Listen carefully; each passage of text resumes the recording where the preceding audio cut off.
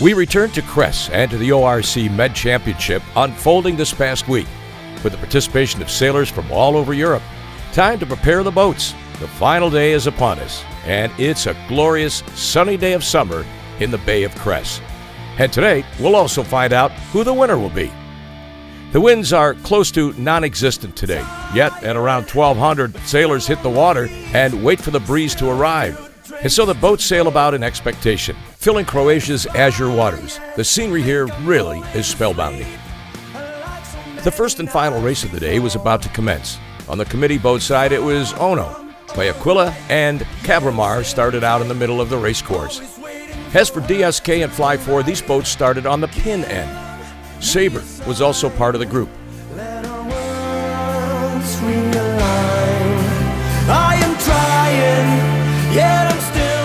In the ORCB race, our Calypso had the best start. They were on the pin end. Sixtynine, meanwhile, would start in the middle of the race course. With such light winds today, one's best bet is getting closer to shore where winds are stronger. That was why everybody decided to head in that direction. Things looked easier from a distance, but the race really was hard today since there was almost no wind. This explains some of the upsets when it came to the results. The beauty of the day of Cress, on the other hand, this perhaps is inexplicable. Aquila was finally emerging as leader of the race, and in the overall ranking too. Losing this championship now seemed out of the question. DSK was coming second in this race. Perhaps they've earned a place on the podium too, had they performed as well from the beginning. It's really a shame. But before things could settle, it was time for Escandalo to strike back. The second place didn't seem so secure, so they had to tack in front of the Audi boat. And this forced Audi to tack to the left side. Certainly a clever move for Escandalo, which then sailed to the right lay line, passing behind DSK, closing the distance between them.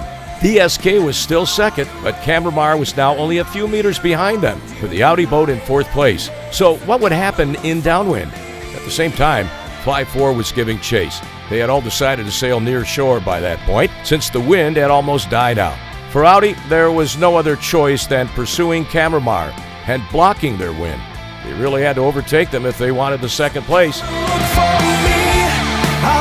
This championship would then reach its climax with the sight of those colorful spinnakers of boats from all over Europe.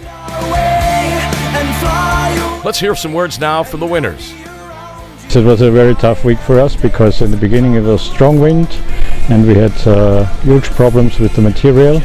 We had to repair everything on the boat. It took us hours and hours and hours, and in the end the wind dropped. It was light winds, let's say 4 or 5 races in light winds, and this is very tough to sail.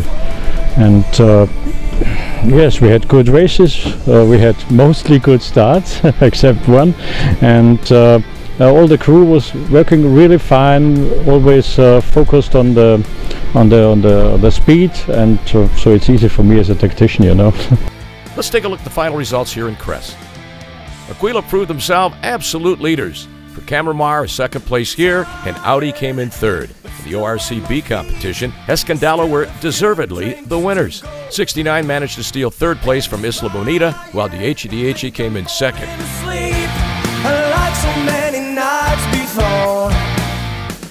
The closing ceremonies, where winners received their trophies, was beautifully organized.